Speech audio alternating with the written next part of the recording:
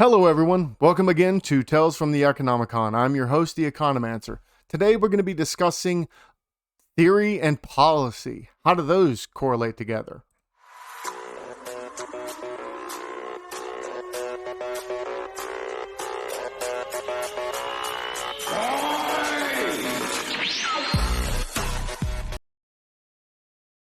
So this raises the question about what is the relationship between theory and public policy. And I want you to kind of put yourself in this frame of reference in regards to a politician or, someone at your local school or anything like that trying to say, well, we need this policy at the school. So the first thing we're going to have to understand is what is theory. I'm going to give a brief description.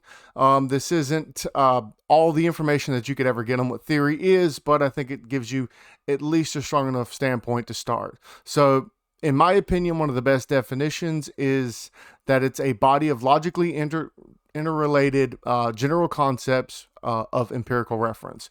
So, a theoretical system does not merely state facts that have been observed and their logical deducible relationships to other facts observed. So it needs to have both of those things. It's not one or the other. And that for the scientific integrity, a theoretical proposition and the person proposing it must take into account all relevant known facts available to them. So don't come to conclusions without looking at all of the variables, all of the things that are happening before you start trying to theory build. So this gives us this process of verification where it does not merely consider this application of known facts by others, but it also integrates into that original theoretician. But the logical structure of the theory itself in reference to the facts. So it can be without ideas or cares to the original theoretician and be built up on top of everything else. So what theory essentially does is it formulates what we know by combining all of these observed facts. And then it allows us to ask the right questions. And so it's what we know, and it tells us what we want to know from those related variables. So it is a guiding light to which an answer is needed. This structure of a theoretical system allows us to understand what alternatives are open in the possible solutions to a given question. Thus, if observed facts of undoubted accuracy, which is rare, will not fit any other options, it leaves open this system itself for reconstruction. It's beautiful. It's the scientific method. So with that in mind, we're going to have to think about these 5 misuses of theory that are commonly found in either public policy from politicians or even from papers that you read in journals. So first of all, references are not theory. References allow researchers to elaborate on a body of work, but they do not give the logic or structure of the concept or theory. Second, data are not theory. The underlying data generating process does not provide any reasoning whatsoever. There is no selection mechanism for importance, and this is also the battle of statistical versus economic significance. And don't let anybody ever tell you that the data can speak for itself, because it can. It doesn't have words. So 3, lists of variables or constructs is not theory. Theory is the mechanism by which the variables or constructs relate or interact. 4, diagrams are not theories.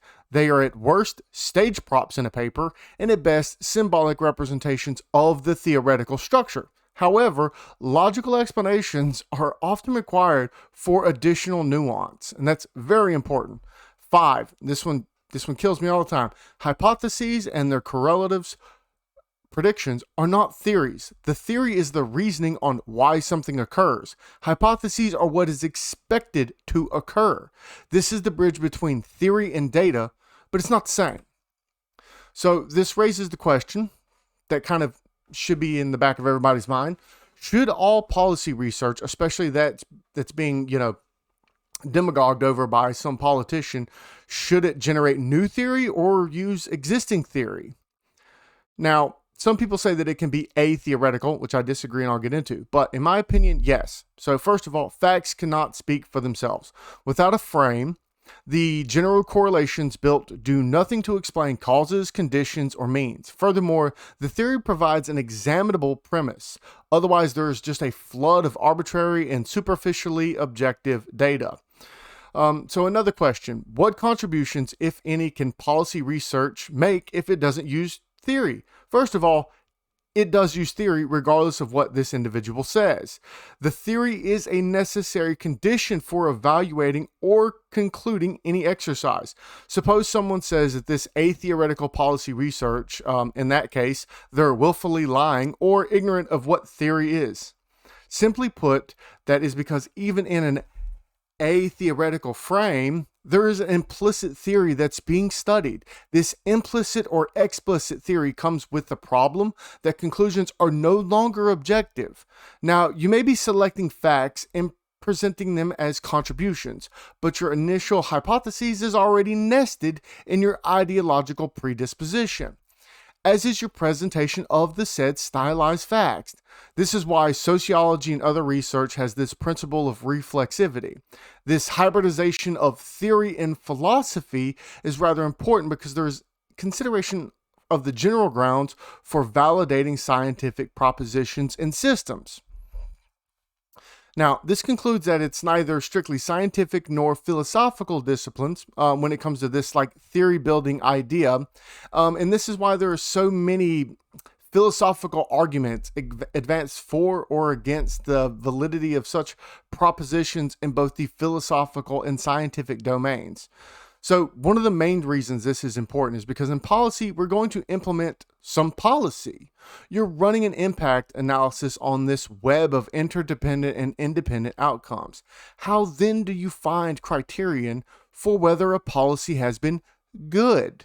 We can wait explicitly for public opinions, but that's typically cumbersome and has this really long lagged effect, right? And we don't want to deal with the lagged effect. We need to find best outcomes as quickly as possible because we're not doing random tests, right? So we need to kind of figure out ahead of time what's going to happen. We don't want to ruin a generation of children on tests before we figure out that it doesn't work, right? Also, you could be biased by other political and social values that are happening within the society. So it's best to start with some initial philosophical reasoning. Typically, this is utilitarianism or positivism or materialism or what have you. And you use this as a weighing mechanism for whether your policy or the policy is bad or good or whether it's even useful to attempt. And this is why you can have tons of scientific papers all reaching the same conclusion from the data generating process, but vastly different conclusions in either policy or presentation of the facts.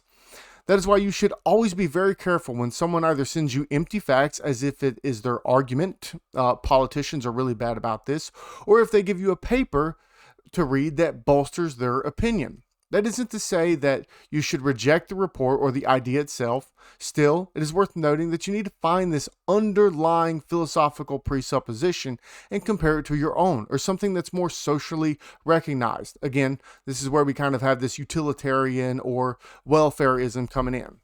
And when I say stuff like a politician's like, well, I have these 20 economists who said this. Well, fine, you have 20 economists, you have 100 sociologists, all of these people that all agree with your position or you agree with their position, however you want to frame it.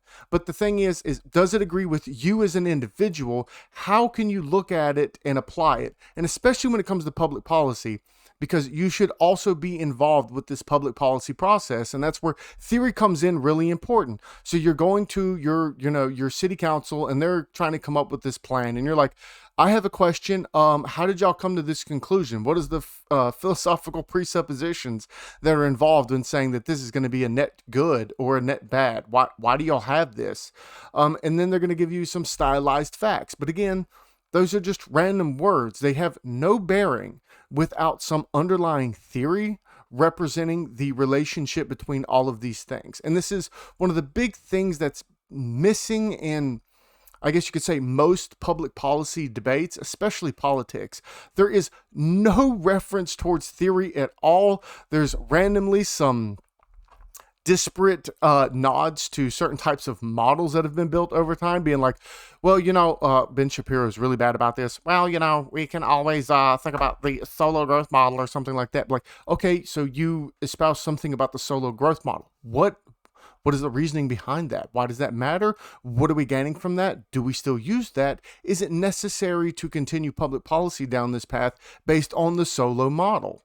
Should we use an endogenous growth model? Should we use Leon Teef?